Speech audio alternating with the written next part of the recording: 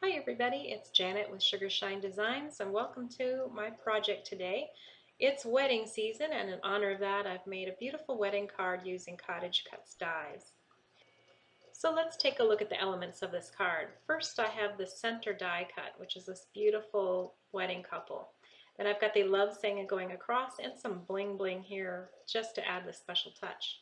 Inside I have the sentiment, and in addition to that I've used this really pretty intricate balloon die which I thought went nicely with the whole card. So let's take a look at how this card goes together. Here I have multiple pieces for the main part of the card and for the front. So I'm going to start by talking about the card base where everything begins. This is a simple 5 by 5 base, so 10 by 5 folded in half. Then on top of that I'm going to put this black ornately embossed piece of paper which was 4 3/4 by 4 3/4 square. I used this Doris embossing folder for it. It does not have a name on it, but it certainly has a pretty ornate pattern to it, which is perfect for a wedding. Next, on top of this, I'll be placing the die cut, which is from the CottageCutz, and it's called Bride and Groom, and it's just gorgeous with its detail. And I'm using this holographic coordinations paper. I've applied to the back of this some Stick It double-sided adhesive sheet, and that will allow me to peel it clean and stick it to my card when I'm done. Makes it a lot easier. Next is this adorable die cut called Tweet Love, and I'll cut the love part only out of this pink paper, which is a really nice contrast, I think, the pink, the black, and the white holographic.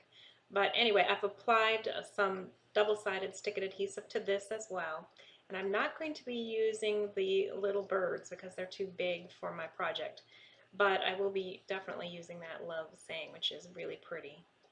So I'm going to go cut these pieces for you, and then I'll be right back. Okay, so here's this beautiful bride and groom die. I want to take out that last little bow tie cut out there so that the black shows through. I think that adds a nice touch. And this lacy, beautiful die is really what I love about CottageCutz. They have such nice details in everything that they make. Now here's my base again, and on top of that the black mat. And then as I showed you before, the bride and groom is going to go about the middle with this gorgeous love sentiment over the top. Isn't that just beautiful? It just fits so perfectly this wedding theme and this ornate dress. Now to lift that whole thing up, I've got some fun foam here, and I've coated both sides with some double-sided stick-it adhesive, and then that'll make it really easy to put together. Alright, so here we are again ready to start putting the pieces on the front of this card. Now because I used the double-sided stick-it adhesive, I can just peel this back a little bit and pull all of the this protective sheet off of the die cut, and there's just a perfect coating of the stick-it adhesive there. And then I can place that, like I said, in about the center of this card mat. And once I've got it where I want, I'll just press it down. And the beauty of this is when you have such, delicate details, you don't have to be messing around with liquid glue or anything else. It is stuck there, and it just saves a lot of time to use that stick-it adhesive. Now this adhesive, of course, is made for die cutting, so that's the other great thing. It's very thin, it doesn't cause problems with cutting, and it's become my new best friend when using die cuts, especially these very intricate or small cuts with lots of tiny pieces. And although this isn't a tiny piece, the script itself is fairly thin, as well as some of these pieces in that wedding couple die down at the dress area. So it just simplifies everything. And now that I've pulled all the adhesive backing paper on, it's just a matter of trying to figure out where I want to put this love sentiment. I do want it a little angled, but I don't know exactly where I want it. That seems pretty good right there, but of course I got to try a little lower, which I don't like, up a little higher. Yeah, and that's where I'm going to put it. That way it's not in the way of the dress, and I do want to make sure that all the pieces of that dress really show, because that's the highlight of that die cut. Right, so now I can place this on top of my base. And I'm going to take this fun foam that I showed you earlier that I've applied the double-sided stick-it adhesive to, and I'm going to be able to put it right on the back of my base there, and we'll start by pulling off the adhesive backing. And you'll see that there's a little piece right here, right there, that didn't stick. But that's okay because, you know, the majority of this square did get the stick-it adhesive, so it'll be fine. Now this square is 3 3/4 by 3 3/4 square.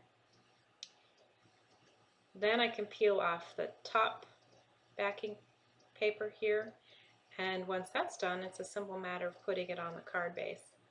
Once again, there were a few pieces or areas you can see there that didn't get the adhesive, but I think that's just because it doesn't stick, you know, to the foam quite as well as it does to paper. I never really noticed that on the paper applications, but since this is a large area and most of it got the adhesive, it's not a problem.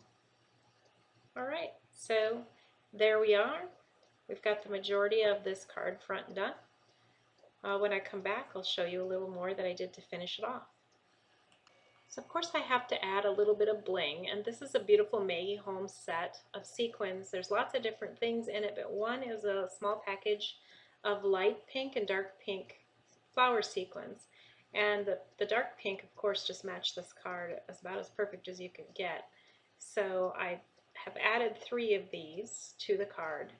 And as we know, it's better to use an uneven number of things, like 3 versus 4, because for some reason the human brain just finds that more appealing. Who knows why, but that's a well-known decorator or designer's trick, is to use that uneven number of things. So while I'm putting this together, I want to tell you about some great news I heard from CottageCutz this week. They've informed the design team that they are issuing 2 new releases in the month of June. The first is a 24-piece wedding release. So 24 new dies being added to the store related to weddings.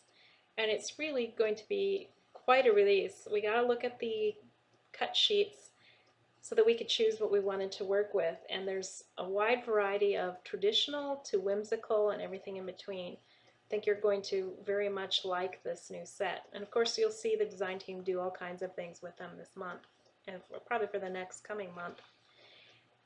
The second new release coming in June are nesting shapes. There's 17 new nested shape die sets coming out with this release.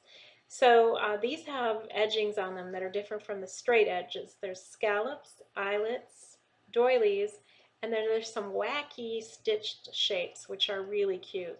So look for them. They're going to be coming soon, and you'll see the design team create some great stuff. Alright, so I've applied now the 3 sequins as well as the white gems, and this finishes off the card front. We can move on now to the inside.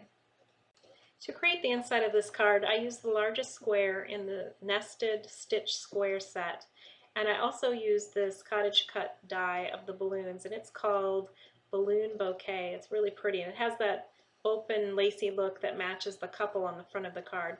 So because of that, I cut this balloon die cut out of that holographic paper as well, and that will leave plenty of room to write a message to the couple in that remaining space. I applied ATG adhesive to the back of this square, and after I've got it in place, just press it down and so that it sticks well. And now I can place the balloon bouquet. And previously to cutting this, I did use the stick-it adhesive sheets as well.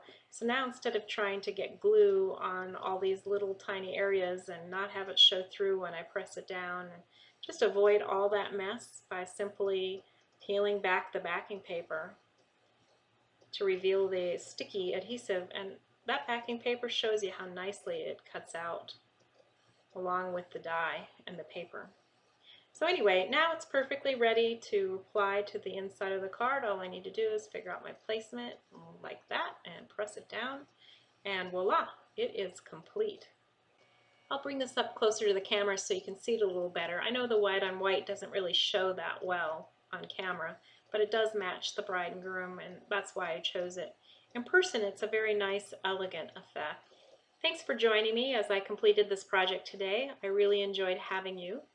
If you liked this video, please give me a thumbs up and subscribe if you haven't already. I'll see you soon, but until then, keep crafting. Bye.